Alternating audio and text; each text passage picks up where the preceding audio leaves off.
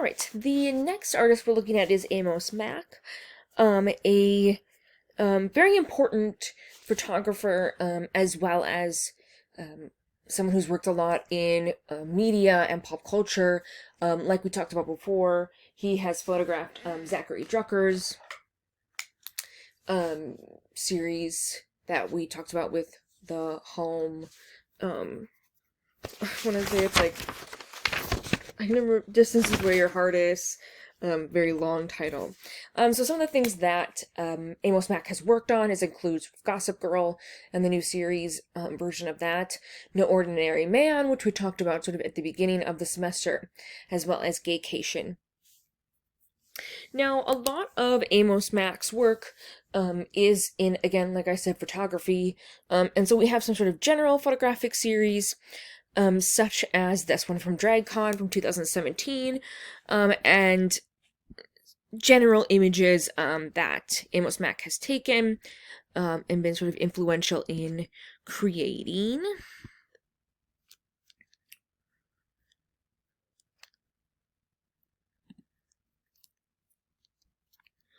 However, one of the sort of most influential work would be Original Plumbing, which is by both Amos Mack and Rocco Cayetos, who also goes by Catastrophe, which is his rapper title, I think. And they produce Original Plumbing as the first print magazine dedicated to trans male culture, specifically in kind of the West Coast area, sort of California. And by the time that they were creating this work, there was no sort of mainstream representation of the trans male community. And so Mack and Catastrophe wanted to create this work. It was inspired by the 1990s teen magazine aesthetics and beefcake pictorials of the mid-20th century, and wanted to create this representation of trans men.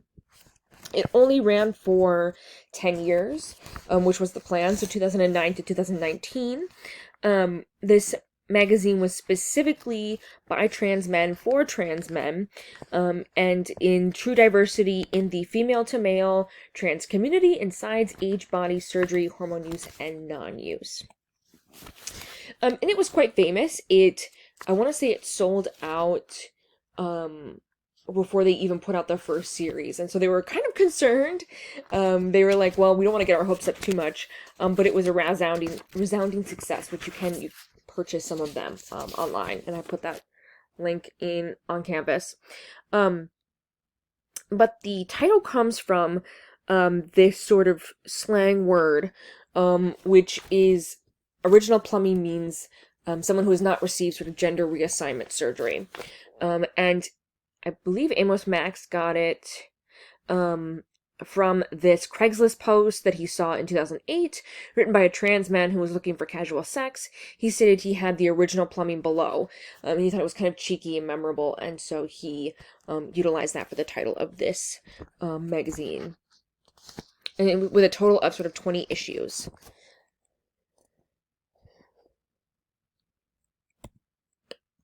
And very much focused on trans male visibility, and also to help people give a sense of community, to help them talk to their parents and friends, to show images and express opinions unfiltered, and to be completely open about these ideas. And so this was really a source for men, trans men specifically, to kind of get information about what it was like to transition, to get sort of feeling connected with people, what they were going through, and to realize that they weren't alone. And so Amos Mack did a lot of the photography for this series, a good portion of it, and then Catastrophe worked on it as well.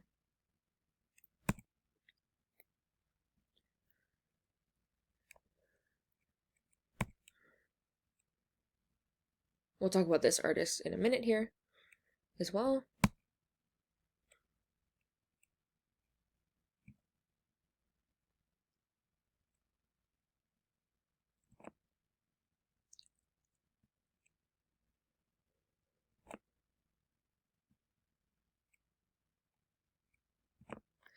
I've listed all the issues here, and sort of what they featured. Some of them featuring Amos Mack and Catastrophe on the cover, others featuring sort of models that they had come and represent the work at that time.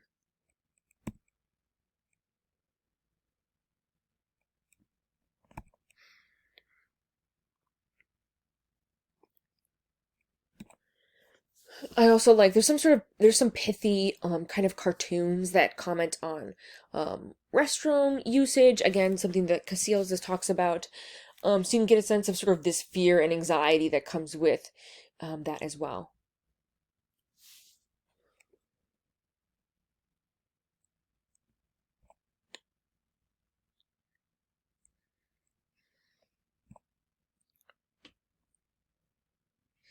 It also helped to Amos Mack would also work with other magazines at this time as well, such as Candy, which has sort of images of trans men and women as well.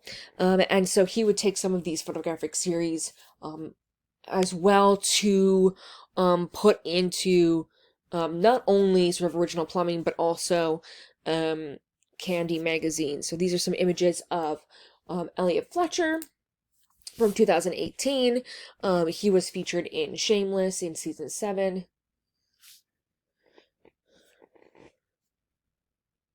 Other photographic series he's worked on have included Kind Comments campaign for Trans Visibility Day, as well as very famous images of oh my god, Julianne Huxtable, in reference to a trans lady fanzine that was never released.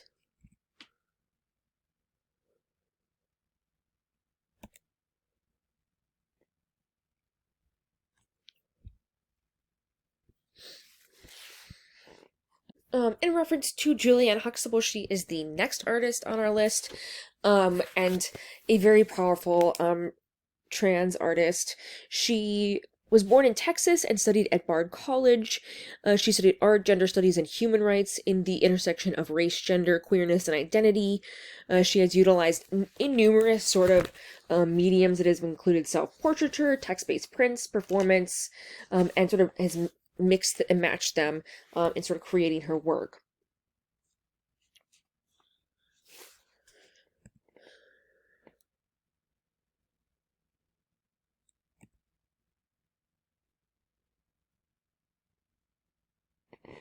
When she started creating work, she talked about how she was living on the Bible Belt in Texas and felt very trapped and powerless. And so a lot of the work that she started to do while she was in Bard and then after really helped her to find herself, including, but not limited to, her DJing in 2013, which included inserting her own poetry into the work, such as Blood Oranges by Lef's mixtape. Oops, sorry.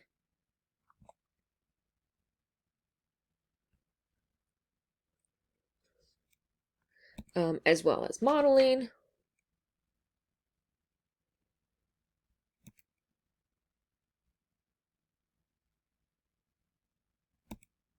Which also includes Candy magazine, which featured a bunch of trans role models and icons, such as Laverne Cox, and you can see sort of her on the right here. Can't get my mouse to come over here. But I believe this is Rosalind as well. She is also part of the House of Laodicea, which is kind of this very playful version of a house, very similar to the ball culture, but it kind of plays off this cultural idea more and sort of bringing together this group of artists. The House of Laodicea is a collective exploration of the house philosophy popularized by ball culture. As a group of like-minded artists, they explore conceptual and social constructs and relate to them via their individual ethnic, racial, sexual, and gender identities.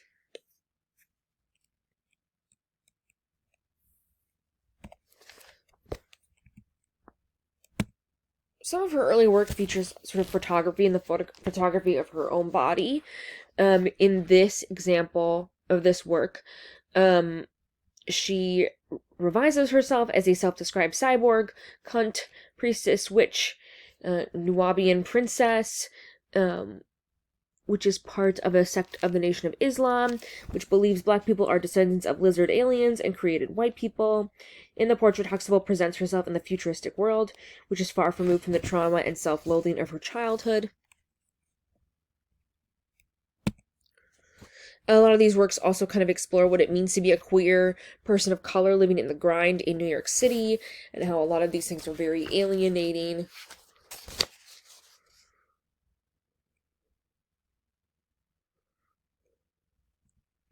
Including these sort of texts about it as well.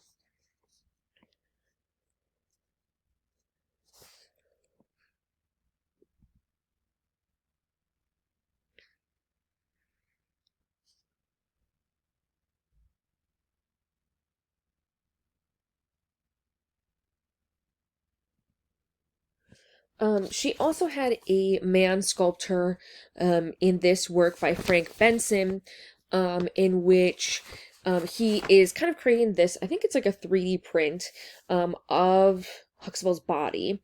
And it's interesting because this body is very much kind of at the early portion of her transition, when she got 3D scanned. And so it kind of shows how much the proportions of her body had changed at a rapid pace.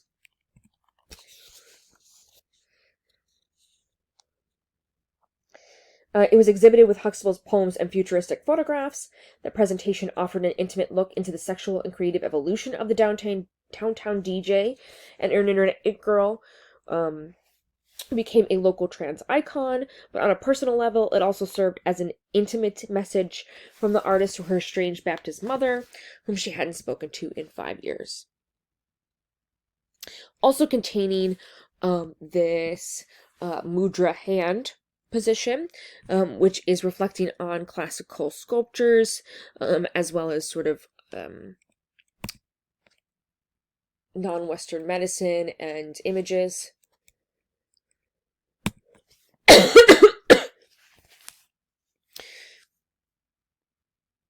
Well, also kind of reflecting on this sculpture, which is kind of unknown what it is about, but it shows this sort of very feminine figure with a penis attached to her. I don't know why I said it like that, but you get the idea. This work is a series called Little Marvel, in which she imagines herself as embodying the fantastical pussy, slicked onto the skin and into an image. Braids fly, the hand summons some magical power, while the figure stands proudly on her own planet against the night sky of chaos of stars. To be in a place that is the attractor of attention, a lot of which you don't want, and to turn it back on the world, but not quite from the place expected. Other works have sort of been more performative, such as There Are Certain Facts That Cannot Be Disputed, which was commissioned by the Museum of Modern Art, which highlights her evocative use of language and written text, addressing the vexed relationship between the ephemeral nature of digital information and the drive for historic documentation in cyberspace. And sort of talking about colonial aspects as well within that, and wearing sort of these more historic costumes.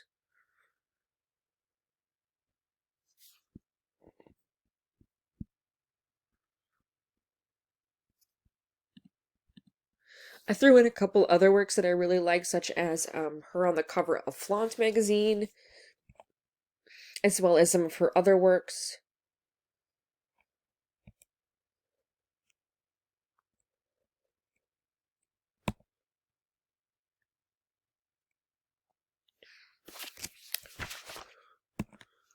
She has gained a lot of fame and is very famous now, very much kind of one of these black trans women that have a lot of visibility in the community now because of her. And so she continues to sort of thrive and create work during this time as well.